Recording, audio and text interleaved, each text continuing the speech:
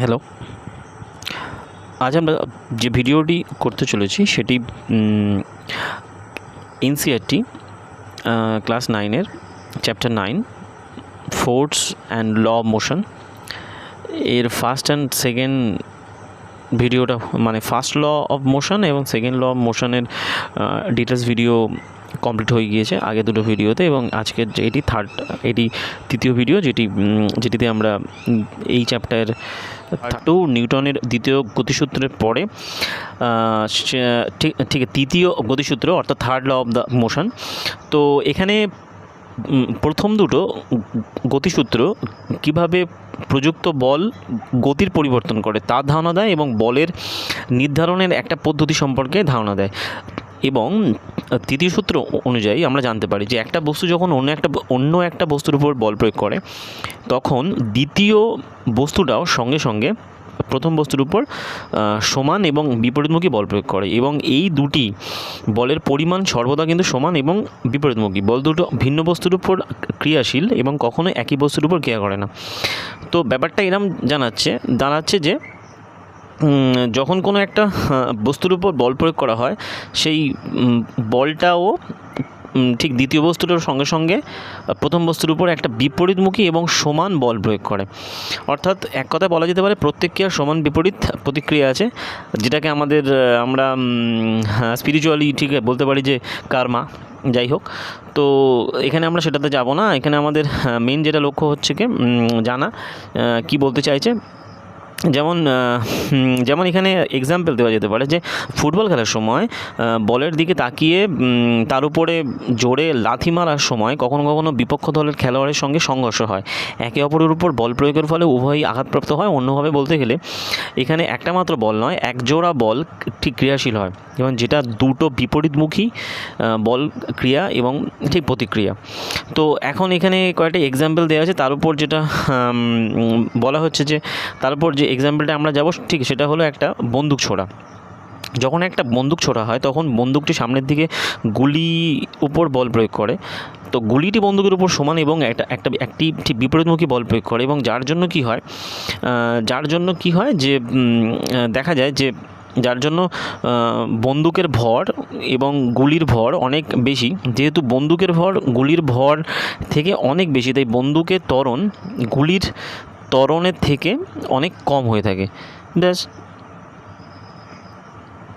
এবারে চলে আসছে যেটা বলা হচ্ছে যে এক্ষেত্রে ঠিক বোঝা যাচ্ছে যে বন্দুকটা যেমন গুলির উপর বল প্রয়োগ করছে, তাই গুলিটাও বন্দুকের উপর একটা সমান এবং ঠিক বিপরীতমুখী বল প্রয়োগ করছে, যার ফলে ঠিক বন্দুকটা ঠিক পিছনের দিকে ঠিক সরে আসে বা গতিশীল হয়, অর্থাৎ একটা ধাক্কা লাগে যে গুলি চালায়।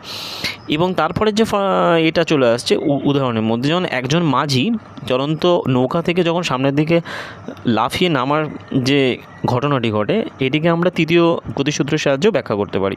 যখন মাঝি সামনের দিকে লাফিয়ে নামেন তখন কি হয়, নৌকাটার উপর তিনি একটা যে প্রযুক্ত বল প্রয়োগ করেন তার জন্য নৌকাটা পিছন দিকে ঠেলে দেয়।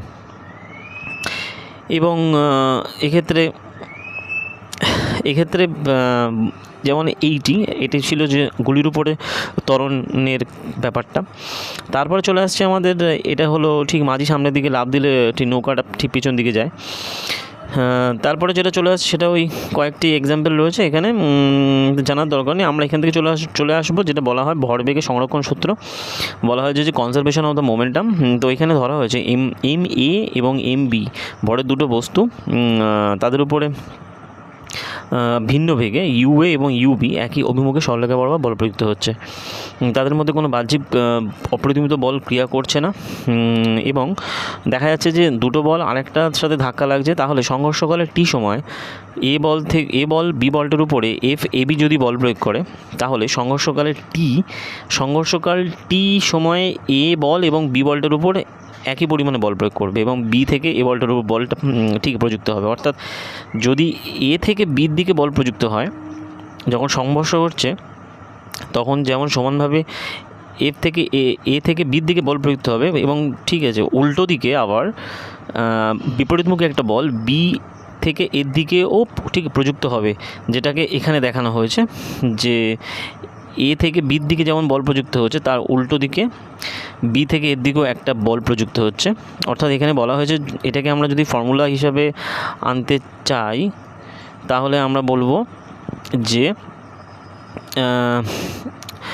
যে এ বল, যে সংঘর্ষের পর এ বল এবং বি বলের বেগ ভিএ, যদি ভিএ এবং ভিবি হয়, আর সংঘর্ষের পরে যদি এই আগে ছিল যতক্ষণে ইউএ ইউবি, আর সংঘর্ষের পরে চেঞ্জ হচ্ছে যেটা, তাহলে এ বলের উপর ভরবেগের পরিবর্তন কী হচ্ছে, সংঘর্ষের আগে তার বেগ ছিল ইউএ, সংঘর্ষের পরে হচ্ছে ভিএ, তাহলে এদের ভরবেগের পরিবর্তন কী হচ্ছে, ভরবেগের পরিবর্তন হচ্ছে যতক্ষণে যে M A U A M A VA, অর্থাৎ ভরবেগের পরিবর্তনের হার কত হবে, ভরবেগের পরিবর্তনের হার হবে M A V A minus M A U A by T. অনুরূপভাবে দেখা যাচ্ছে এখানে যে প্রযুক্ত বল,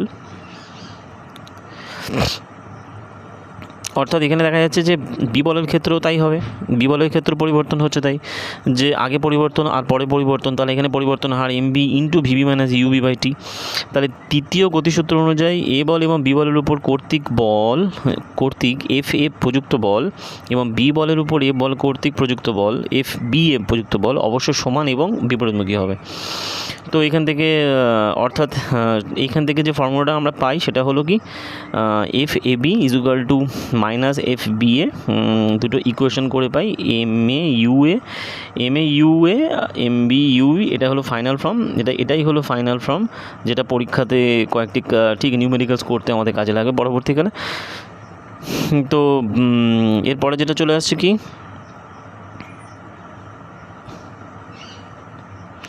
এরপরে যেটা চলে আসছে সেটা হলো যে সংঘর্ষ আগে এবং সংঘর্ষের পরে, অর্থাৎ এই পরিবর্তনে দেখা গেল। তাহলে কয়েকটি ঠিক নিউমেরিক্যালস রয়েছে, যেমন 2 কেজি ভরের একটা পিস্তল থেকে 20 গ্রাম ভরের একটা গুলি অনুভূমিকভাবে 150 মিটার পার সেকেন্ড বেগে বেরিয়ে যায়, পিস্তলটার প্রতিক্ষেপ বেগ কত। তাহলে এখান থেকে ওই একই ফর্মুলা ফেলবো আমরা। গুলির ভর এখানে কত হচ্ছে, গুলির ভর যতক্ষণ এম এ এম বি, গুলির ভর M1 যার ওয়েট হচ্ছে, গুলির ভর হচ্ছে M1 যার ওয়েট হচ্ছে 20 গ্রাম, আর পিস্তলের ভর হচ্ছে M2 যাকে বলা হয় যে 2 কেজি। গুলির প্রাথমিক বেগ U1 এবং পিস্তলের প্রাথমিক বেগ U2, যেখানে পিস্তলের প্রাথমিক বেগ ছিল 0 আর গুলির অন্তিম বেগ ছিল 150। তাহলে এখানে ভরবেগের পরিবর্তন করে নিয়ে আমরা এখান থেকে ক্যালকুলেশন করতে পারবো। অতএব দেখা যাচ্ছে যে দুটো ওই ইকুয়েশান ভরবেগের সংরক্ষণ, অর্থাৎ গুলি ছোড়ার পরে মোট ভরবেগ, গুলি ছোড়ার আগে মোট ভরবেগ, এর পরিবর্তন কত হচ্ছে এখান থেকে গুলি ছোড়ার পরে মোট ভরবেগের সাথে সমান করে নিয়ে আমরা এখান থেকে ইকুয়েশন করতে পারবো, অর্থাৎ ভি এর মান হবে -1.5।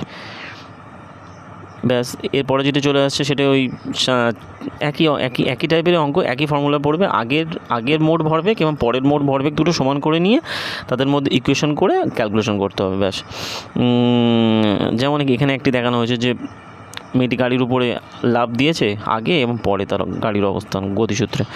এছাড়া ওই বিপক্ষ দলের হকি খেলোয়াড়ের যে বলে পরিবর্তন হচ্ছে, তারপরে এইসব কতগুলো ক্যালকুলেশন রয়েছে। যাই হোক, এরমভাবে আমাদের মোটামুটি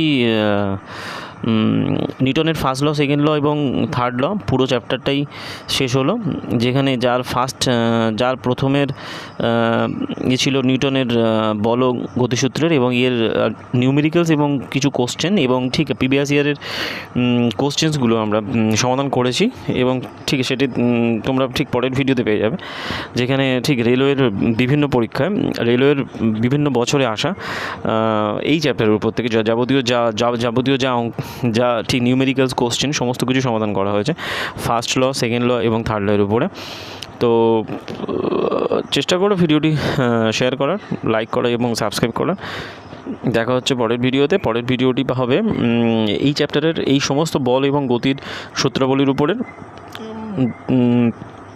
সমস্ত কোশ্চেন্স এবং তার ঠিক নিউমেরিক্যালস।